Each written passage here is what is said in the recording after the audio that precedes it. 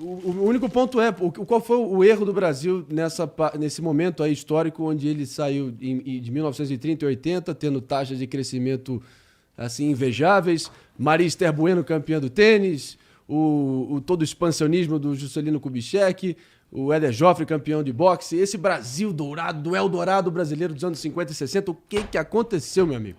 Eu acho que o Brasil, ele faz uma aposta no final da década de 70, até a década de 80, em continuar se endividando internamente.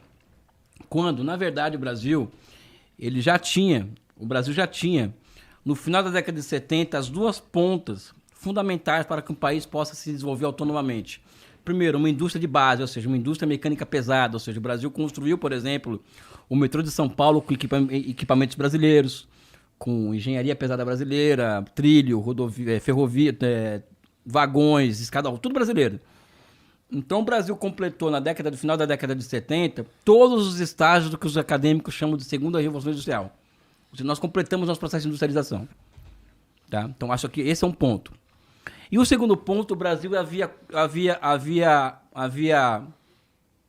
implantado, construído um sistema nacional de intermediação financeira, ou seja, bancos... De o que financeira? Intermediação. Intermediação. Bancos, indústria, bancos, mercado de capitais, bancos comerciais, ou seja, o Brasil tinha tudo isso na década de 80. O que eu acho que aconteceu, eu sou uma das poucas pessoas que talvez tenha esse raciocínio, tá? É de que, a partir de 79, quando o Brasil entra em crise, né, você via aqui, por exemplo, essa indústria tinha muita capacidade ociosa aqui. Essa aqui, na indústria brasileira, capacidade ociosa. Ao mesmo tempo que nós tínhamos uma crise urbana já instalada. Tá?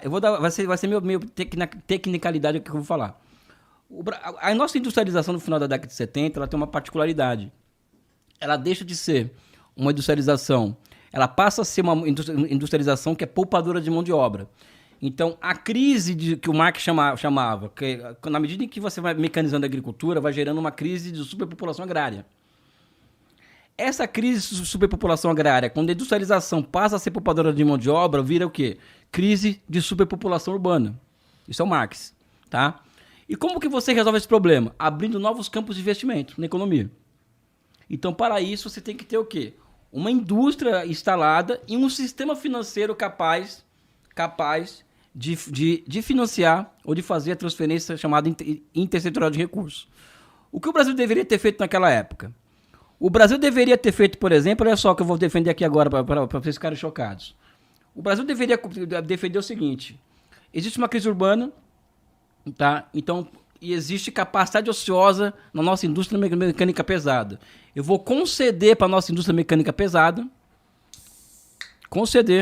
uma série de obras de infraestruturas urbanas e também infraestruturas, né? Infraestruturas urbanas, além de urbanas, metrô, rodovia e tal. Sim, citando os exemplos. exemplos. Quer estar com a capacidade ociosa. Perfeito. Então interessa para ela que a sua capacidade seja utilizada.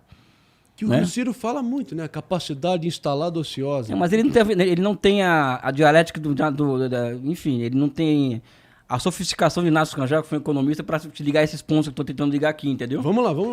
Segue, então, para acontecer isso, né, eu vou ter que montar um sistema de intermediação financeira. A empresa, olha só, o patrimônio da empresa será garantidora do empréstimo, entendeu? Justo. Para a concessão, e essa empresa vai pegar e vai fazer essas obras para desatar os pontos de estrangulamento da economia que surgiram da década de 80 com a crise urbana. Nós não fizemos isso. Nós continuamos a se endividar, né, gerar restrição externa, né, muita capacidade ociosa na indústria e alta inflacionária. Né? Então, até chegar a um ponto em que a solução passa a ser o quê? Abertura comercial, austeridade, etc. Ou seja, a solução que eu dou foi o quê? A junção do banco com a indústria para o enfrentamento da crise urbana brasileira. Foi aí que nós erramos. Nós não fizemos isso. Muito pelo contrário, na década de 90 nós passamos a destruir tudo isso. A China fez isso? Fez. O Brasil, por exemplo, na década de 50, o Brasil ele instala, ele traz, o JK percebe o seguinte: olha, a tendência do mundo é o automóvel. tá? Então vou trazer as indústrias automobilísticas para cá e eu vou... olha a visão do estadista, hein? Tá? Que ele era um estadista. Eu vou montar uma cadeia de pequenos e médios produtores de insumos para essa indústria automobilística que se transforma na década de 80, ou transforma o Brasil na década de 80 no maior parque metal mecânico do mundo. Vocês sabiam disso? O Brasil era o maior parque metal mecânico do mundo na década de 80. Ou seja, aqui está a solução da crise. Porque se esse parque metal mecânico está com capacidade ociosa, eu tenho que colocar essa capacidade ociosa em funcionamento. Então você está exaltando um legado da política econômica do regime militar. Sim, sem a menor dúvida. Não tem preconceito ideológico, não. Boa. Não tem só para sublinhar cara, aqui, para quem é intoxicado nesse sentido, que cara, não é o seu caso. Eu sou marxista. Como acredito que o Marx descobriu a roda?